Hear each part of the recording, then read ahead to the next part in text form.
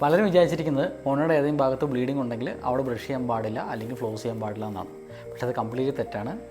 Hi, I am doctor ബേസിൽ. ശരിക്കും നിങ്ങൾ ആ ബ്ലീഡ് ചെയ്യുന്ന സ്പോട്ടാണ് നിങ്ങൾ കൂടുതൽ ശ്രദ്ധിക്കേണ്ടത്. മോണ ബ്ലീഡ് ചെയ്യാനുള്ള മെയിൻ കാരണമാണ് ജിഞ്ചൈവിറ്റീസ് എന്നുള്ള അസുഖം. ഇത് നമുക്ക് കംപ്ലീറ്റ്ലി റിവേഴ്സ് ചെയ്യാം. ബാക്ടീരിയ മോണയ്ക്ക് ചുറ്റും ഉണ്ടാവുമ്പോൾ മോണ പ്രതിരോധിക്കുമ്പോഴാണ് ഈ ബ്ലീഡിങ് ഉണ്ടാകുന്നത്. ഹെൽത്തി ഗംസ് അല്ലെങ്കിൽ ആരോഗ്യപരമായ മോണ എങ്ങനെയാണെന്ന് ചോദിച്ചു കഴിഞ്ഞാൽ നോർമലി പിങ്ക് കളറും നമ്മുടെ പല്ലിനോട് ചേർന്ന് അറ്റാച്ച്ഡ് ആയിട്ടായിരിക്കും ഉണ്ടാവുക. എന്നാൽ അൺഹെൽത്തി ഗംസ് അത് തടിച്ച് നല്ല റെഡോടെ ബ്ലീഡിങ്ങും ഉണ്ടാവും. ഈ ജിഞ്ചൈവിറ്റീസ് എന്ന അസുഖം നമുക്ക് കംപ്ലീറ്റ്ലി റിവേഴ്സ് ചെയ്യാം. അതെങ്ങനെയാണെന്ന് നമുക്ക് നോക്കാം. First one, flossing. പല്ലിൻ്റെ ഇടയിലുള്ള അഴുക്ക് നല്ല രീതിയിൽ തന്നെ ഫ്ലോസ് ചെയ്ത് ക്ലീൻ ചെയ്യുക. Second one, brushing. ചുമ്മാ പല്ലിട്ട് ഉരച്ച് ക്ലീൻ ചെയ്യലല്ല, പല്ലിൻ്റെയും മോണയുടെ ഇടയിൽ 45 ഡിഗ്രി ആ ബ്രഷിനെ ചെരിച്ച് പിടിച്ച് റൗണ്ടായിട്ട് ബ്രഷ് ചെയ്യുക. ഗംലയിൽ എത്തുമ്പോൾ നല്ല രീതിയിൽ തന്നെ ശ്രദ്ധിച്ച് ക്ലീൻ ചെയ്യണം.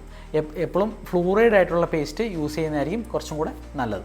Third one, mouth rinse. നല്ല രീതിയിൽ തന്നെ മൗത്ത് വാഷ് കൊണ്ടോ അല്ലെങ്കിൽ ആൽക്കഹോൾ ഫ്രീ ആയിട്ടുള്ള മൗത്ത് വാഷ് കൊണ്ടോ സാൾട്ട് വാട്ടർ കൊണ്ടോ നന്നായിട്ട് റിൻസ് ചെയ്യുക. ഇത് മൊത്തത്തിൽ ചെയ്യാൻ നിങ്ങൾക്ക് ആകെ ഒരു 5 മിനിറ്റ് എടുക്കുള്ളൂ. ഡെയിലി ഒരു 10 മിനിറ്റ് ഇതിനു വേണ്ടി സ്പെൻഡ് ചെയ്ത് കഴിഞ്ഞാൽ നിങ്ങൾക്ക് ഈ ജിഞ്ചൈവിറ്റീസ് അസുഖം കംപ്ലീറ്റ്ലി റിവേഴ്സ് ചെയ്യാം.